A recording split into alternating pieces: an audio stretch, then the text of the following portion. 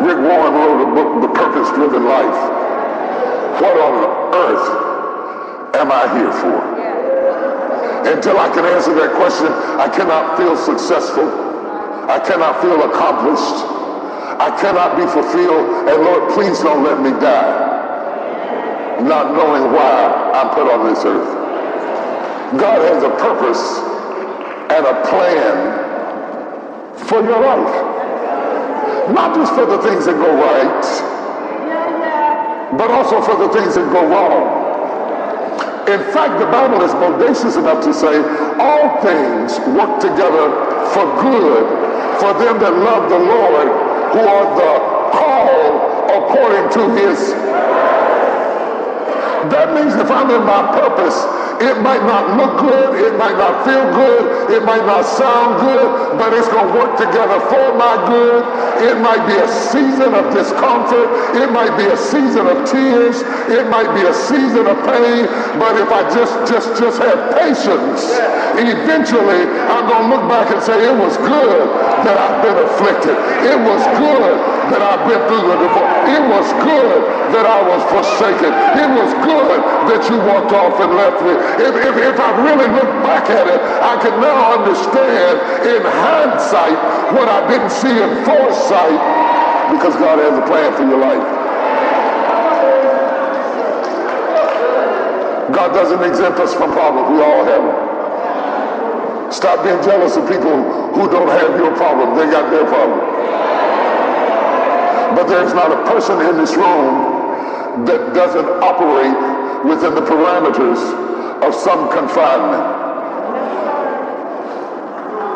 some limitation, some guardrail, some prison, because purpose is often manifest in prison.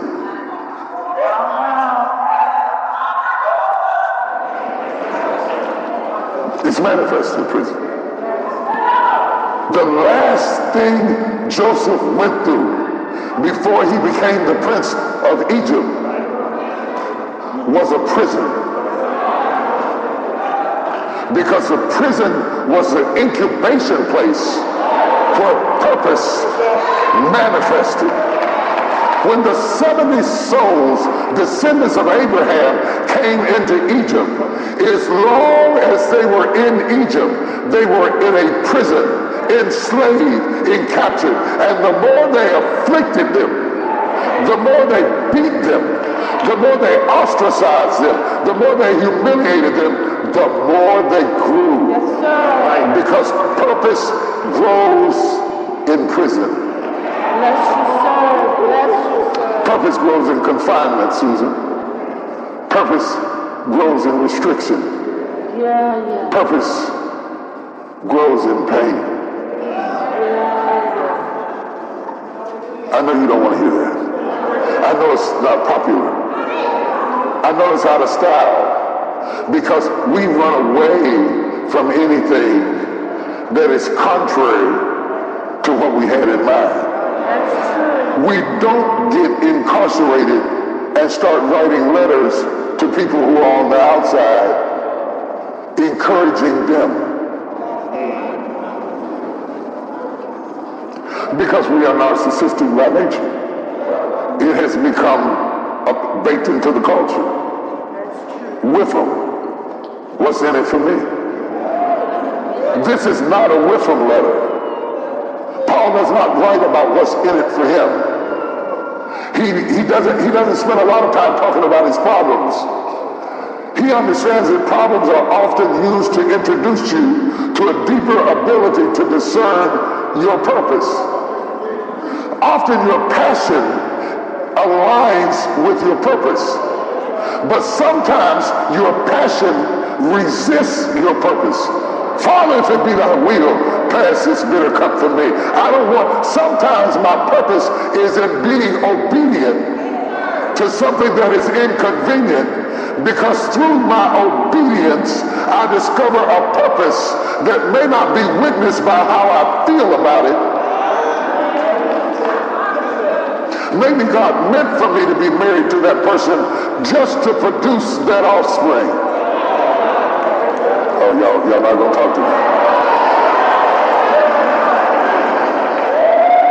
He makes the difficult decision, the choice that all of us have to make. He makes the difficult distinction between focusing on the humiliation, the injustice, the betrayal, the deeply painful but temporal discomfort of his inhumane treatment, the many lacerations on his body, the scars freshly inflicted, liable to be infected. Not even his eventual death would deter him from his purpose. Am I talking to anybody? Often changing our adversity dismisses the opportunity to soar to higher consciousness of God. You see, God is a present help in times of trouble. So if you never get in times of trouble, you never get a manifestation of God. I don't mind if you don't like this. I don't like this, but it's true anyhow. I have learned more about God through tears than I have ever learned about God through running, dancing, leaping, and praising God. In fact, I would dare to say I have seldom learned anything about God in a praise.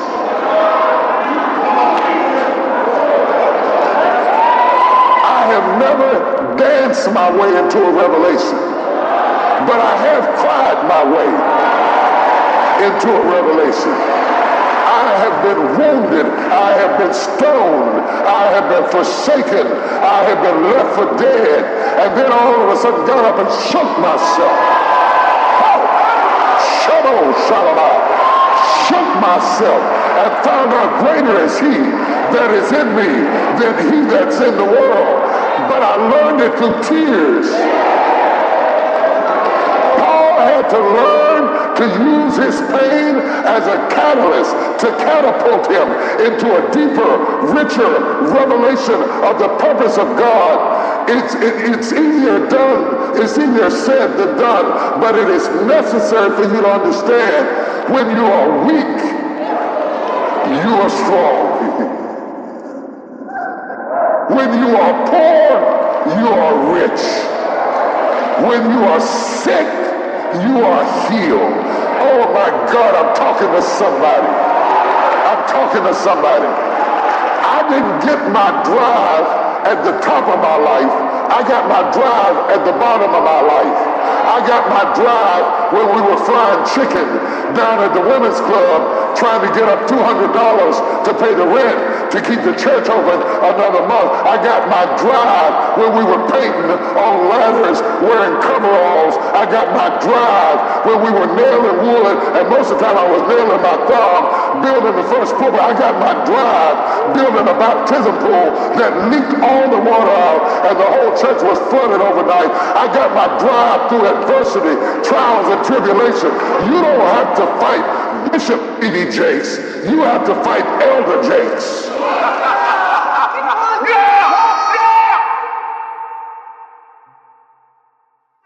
Bishop Jakes is easy to whip, but that old Elder Jakes is relentless. He's tenacious.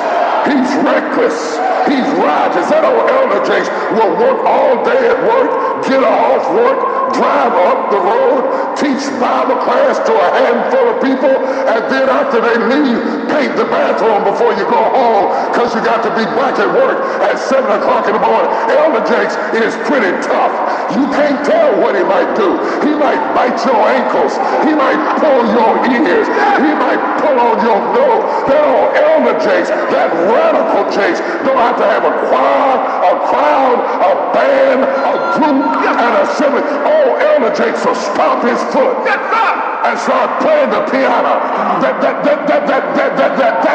Is there anybody in here that's had enough struggle to understand the words that are coming out of my mouth?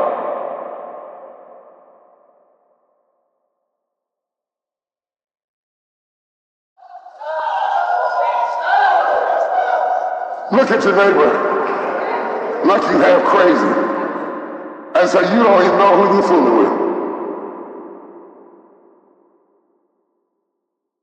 Do you know what I survived? Do you know what I endured? Do you know what I did without? Do you know I know how to make cornbread with no milk? Oh, y'all don't hear what I'm talking about. Do you know anything about hot water cornbread? Do you know anything about slow cooking grits that take 45 minutes to get done? No, you're a quick grit person. If it doesn't happen right now, you don't think it's going to happen. But some of us have had such setbacks, such delays, such obstacles, such trials, that it did something to us on the inside. We may be down, but we're not out. We may cry, but we'll still hit your back. We may be delayed, but we're not denied because we had to fight to get where we are. I wish I had 100 people that would bear witness with me